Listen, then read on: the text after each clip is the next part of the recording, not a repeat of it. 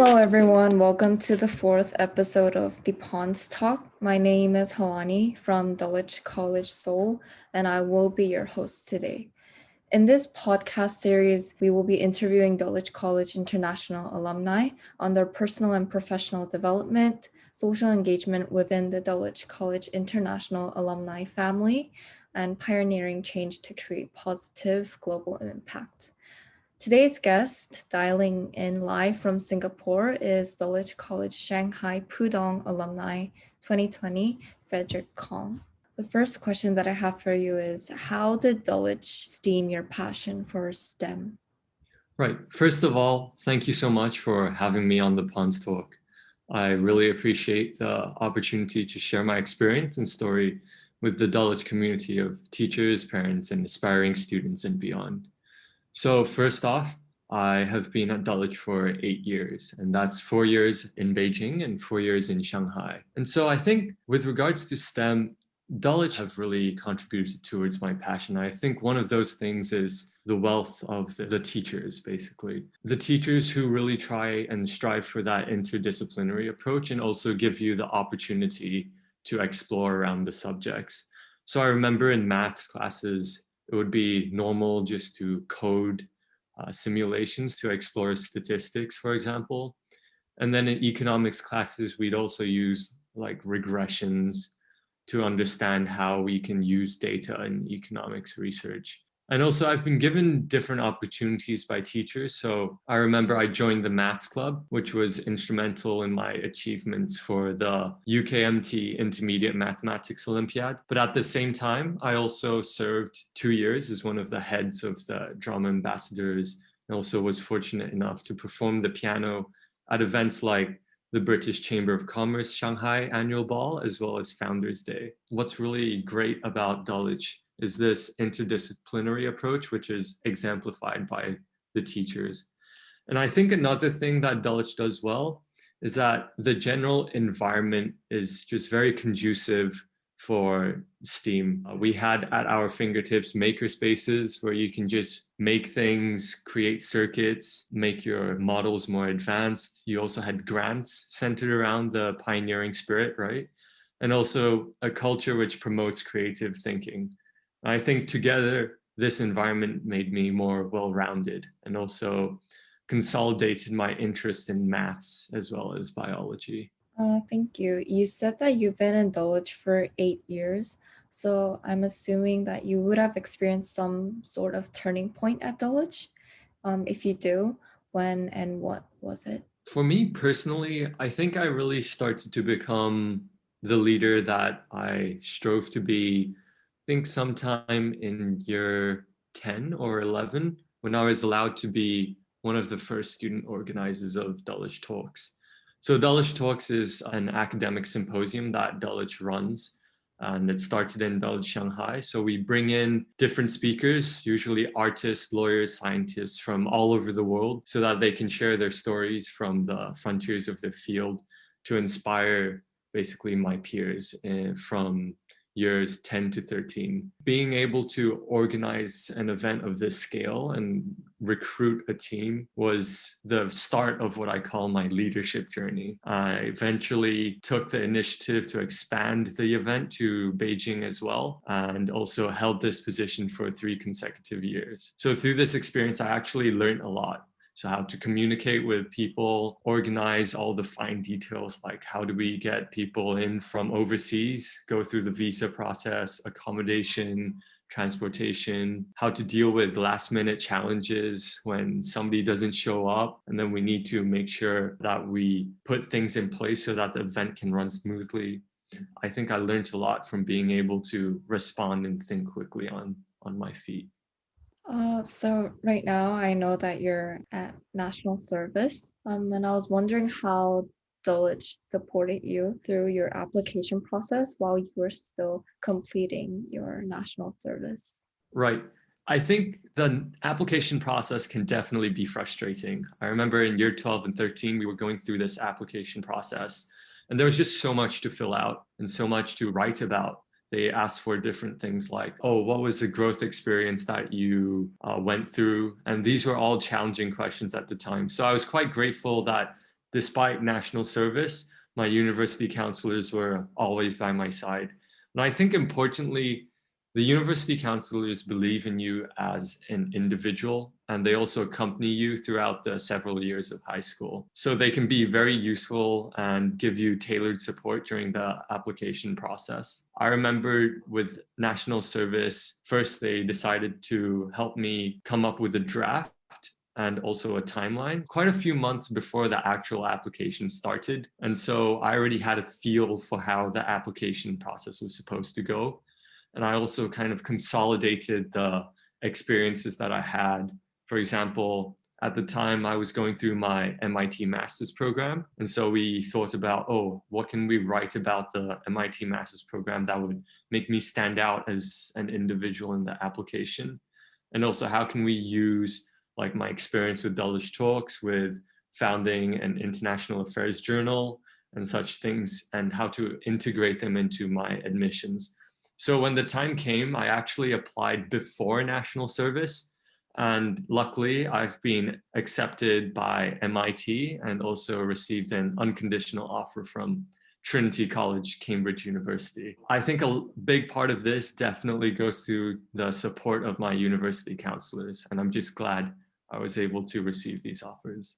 Looks like you had such a great experience at Dulwich, and it really did fuel you as a person. What is the biggest change you felt after leaving Dulwich? For me, Dulwich is actually quite hard to leave because at the end of the journey, you already have all these friendships and just these memories and experiences in Dulwich that I'm sure I will treasure for a very long time. And so after I left Dulwich, I went to MIT, and it's definitely a different experience. High school is much more close-knit, whereas university gives you a lot more freedom and latitude to experience things. But no doubt, my experience at MIT was nothing short of extraordinary. I actually worked with a small inaugural cohort of the master's students at the Department of Economics, and they were young professionals with a wealth of experience in real-world economic problems, be it through their journalist careers or on the ground program evaluation. What I would take away from the biggest change that I've felt in Dulwich is almost being able to have that freedom and also apply the things that I've learned at Dulwich. Besides leadership, I also went through a lot because of the rigorous international baccalaureate, the IB. And I think grit is one word that I would have to use to describe the IB. You go through 3 higher level subjects, 3 standard level subjects, as well as TOK, EE, and just loads of IAs, which are just small essays that you write, small projects. I think being able to balance this with the extracurriculars was definitely a challenge. I would really agree to what you just said right now. What part of your identity that Dulwich created you or you created at Dulwich do you see that still remains in you and still pertaining in you in the future? I think that's a great question. To me, Dulwich will forever be the starting point of what I'd call my leadership journey and where I really started to take the initiative. And that was because of the support of the teachers. I already told you about Dulwich Talks, and that has played a big part in developing my leadership positions, as well as how I try to take the initiative and expand an event. And I think other things include International Affairs magazine called Vision, with the support of MUN, so Model United Nations, CCA. I was able to integrate this into the curriculum, as well as grow it to many international schools in Shanghai. And I think being able to integrate it really promotes this kind of creative policy making idea to tackle world challenges. And at the same time, I was also able to work on creative writing. So I founded the Literary Society alongside a teacher and actually applied for the Pioneering Spirit grant from before. So we invited workshop leaders from all over the world through such things as Zoom, and was able to tap into the expertise of these poets and also writers, which was really helpful. I think this is quite important because when I went into national service, I actually felt that I benefited a lot from these kind of growth opportunities. So in national service, I was in charge of an entire company. So that's around a few hundred people. I had no written instructions to follow, and I had to take the initiative and maintain such things as the morale, performance, and discipline of everybody under my care and command. And I think being able to take that extra step and be sure that, oh, I'm going to do this and I'm going to commit to it, come up with a new idea and execute it was really important to how I eventually excelled in the police officer basic course in national service. Sure, because I guess high school life and like dealing with the real like society is much more different. I guess the gap is pretty big, but then your experience at Dulwich, I guess, still helped you find the path quicker, I guess. Yeah, definitely. IB curriculum for sure also gave me a lot of skills like how to do research. My MIT master's program would have not been possible without the IB curriculum. Of course, it's not sufficient to jump straight away to the master's program. I remember I would take the metro to the Shanghai library and then start reading books. I also sent emails and took on research assistantships. But for sure, the IB curriculum is very rigorous, and you have to organize the timeline of how you're going to achieve such things as the extended essay, come up with your own research ideas. So I remember I took a while to come up with my research ideas for my mathematics extended essay. And then it was after a few weeks and also continuous support from my math teacher, I came up with this idea that I wanted to understand how the placement of buildings would affect shadows. And I think that's a really interesting idea because when we think about buildings in a metropolitan city like Shanghai, like Seoul, we usually tend to think of these really tall skyscrapers. But at the same time, with skyscrapers, you have these large shadows which can block out the view of other buildings. And so eventually, I was able to go through the entire research process, write out a model, and then come up with conclusions. And this played no small part in being able to write out my thesis in the end of my master's program, as well as with the research assistantships that I took with Nobel laureate Abhijit Banerjee, as well as world-renowned labor economist David Autor. Right. Sounds like really artists' efforts and processes to go through. As much as IB is like as rigorous as it is, I'm still expecting that the national service experience was as hard or strenuous for you. And what would you say is the most significant part about it? About national service. Right, yeah.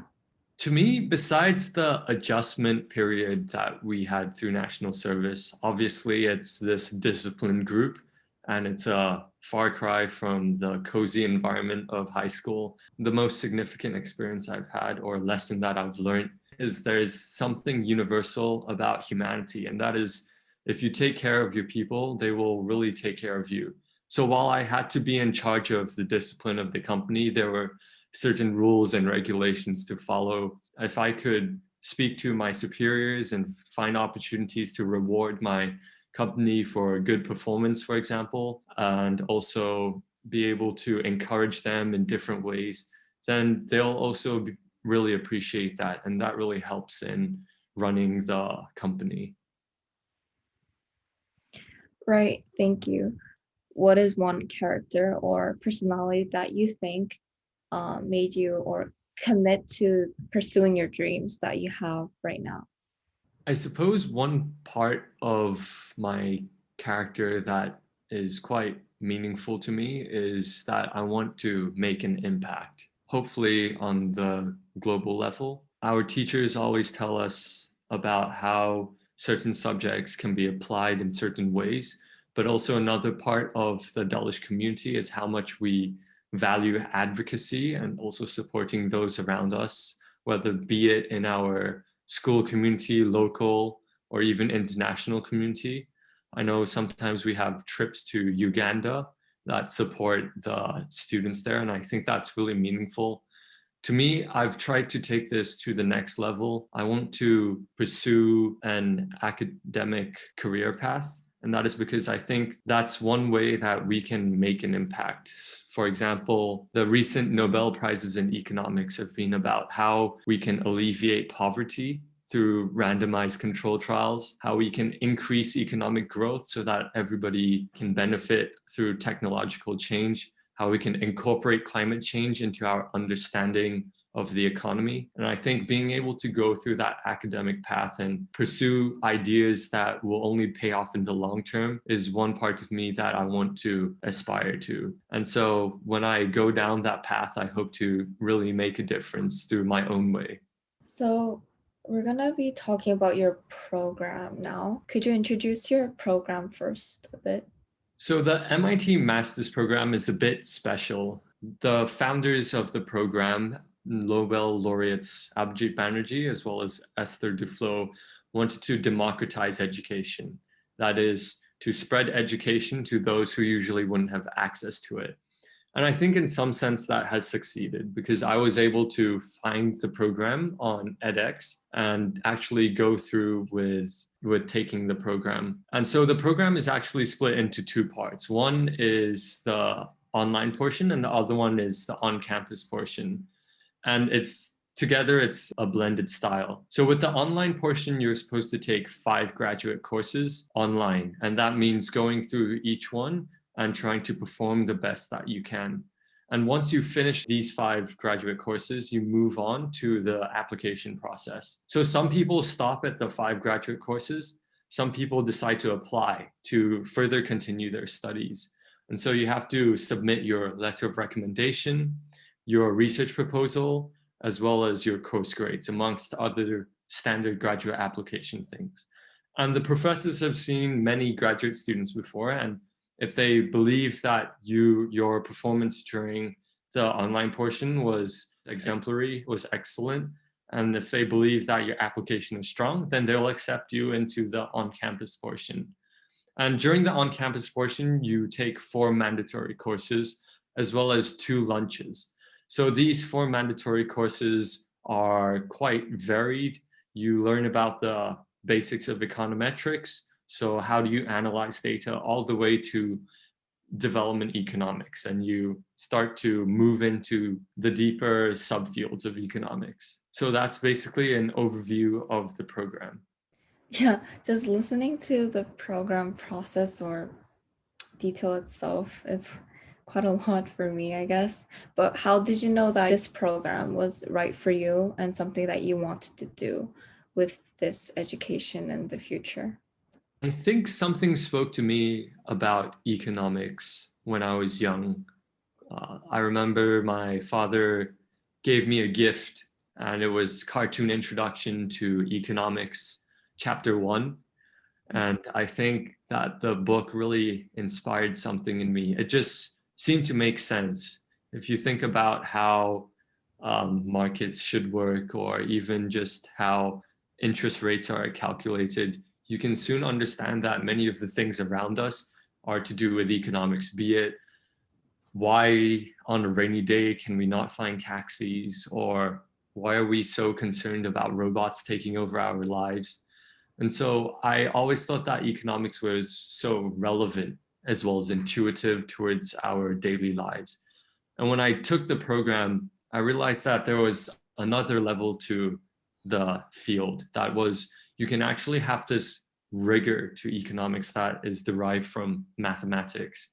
And the graduate courses were quite mathematical, but at the same time, after every theoretical portion of the course, we'd have this practical portion. So dealing with data and how we can apply the theory that we know towards the data and make an impact. So as soon as I took the course, I knew that I wanted to go further. And so I did not hesitate to apply towards the actual master's program. Right. So what were some of your considerations in applying to a PhD program, or were there other options that you were weighing? I think it was a big decision to apply to a PhD program. After all, even the professors that I knew sometimes would say, "Oh, are you sure you don't want to take your undergraduate? Because an undergraduate degree program gives you this breadth and as well as this ability to go into many different fields and understand the connections between them. As soon as I started taking the master's courses, and in fact, I also took a few PhD courses, I knew that I wanted to take my understanding to the highest academic level there was and to be able to make a contribution to the field. It was a big decision, and I ultimately chose to go for the PhD program. I'll be commencing the PhD program after my national service, so that will give me some time to digest certain ideas as well as to hit the ground running as soon as my national service ends. Once I take this PhD, I have my goal in mind, which is to start thinking about the big problems that are happening in the world, and also to try and solve them through economics. So going to or jumping to a PhD is really big jump, I would say. But what would be some of the steps you took or activities or motivations that you had to get involved to prepare for your PhD application?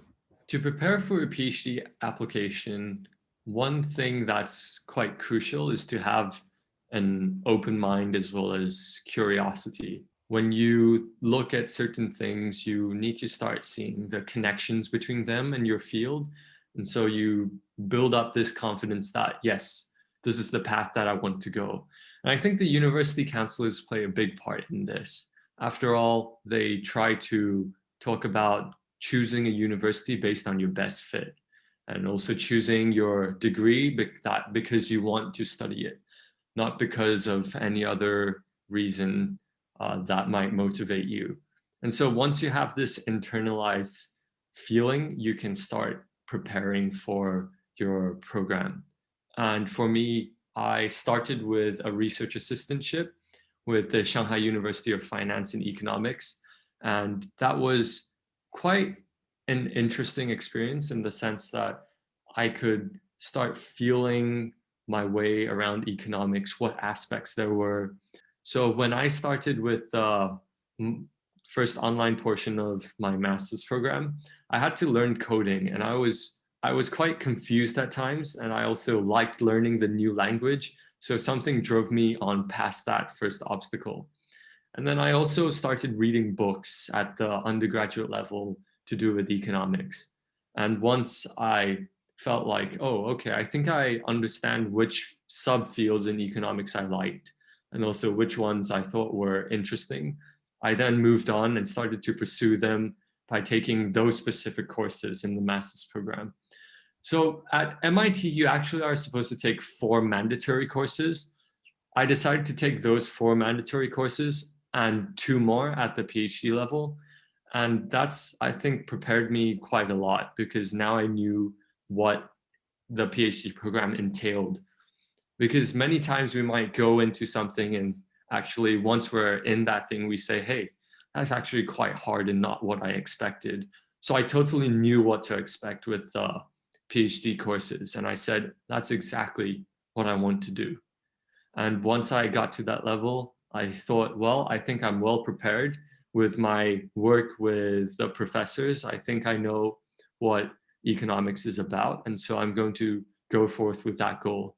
And I think in general, when we start to think about where we want to go, we should start quite early. So I know that in high school, many people were interested already in medicine, in biology, in art as well. And once you go through that exploratory journey and you think you've explored enough, then it's time to find what really motivates you and how you can prepare. And again, there are just loads of extracurricular activities at Dulwich. You can form your own CCAs if you want. And once you feel that, oh, I think this is what I want to inspire in others as well as myself, then you can absolutely go ahead and just push forwards and just try your best. Oh, thank you, Frederick. I have one last general question for you. Since we are in the pandemic that we are right now, I guess a lot of my peers and myself, and even some of my teachers are tired. Would you have a word of encouragement or tell us something about your motivation or your experience? Absolutely. I mean, COVID-19 has upended much of how we do everything. Even we don't even go much to the grocery shops as we used to because we have delivery applications. We also now have to sit in front of a laptop and speak to moving boxes on our screens. So I can absolutely understand that feeling. In fact, half of my on-campus portion of the program was done via Zoom because of this COVID-19 situation, and we simply couldn't be together again. I think you should view COVID-19 as an opportunity in the sense that you now have so many things at your fingertips without even having to leave the room. You can start emailing professors if you want, or start pursuing opportunities at companies, start reading. You can start buying ebooks to read, and then just think of it as an opportunity for you to pursue things a bit differently. And if you really feel motivated, then I'm sure you would go ahead and do those things. Thank you. Thank you everyone for joining us today. I hope you enjoyed the 4th episode of the Pons Talk. For more information on the Worldwide Alumni Network, please check out our website, alumni.dulwich.org. Stay tuned, and we're looking forward to having you with us next time.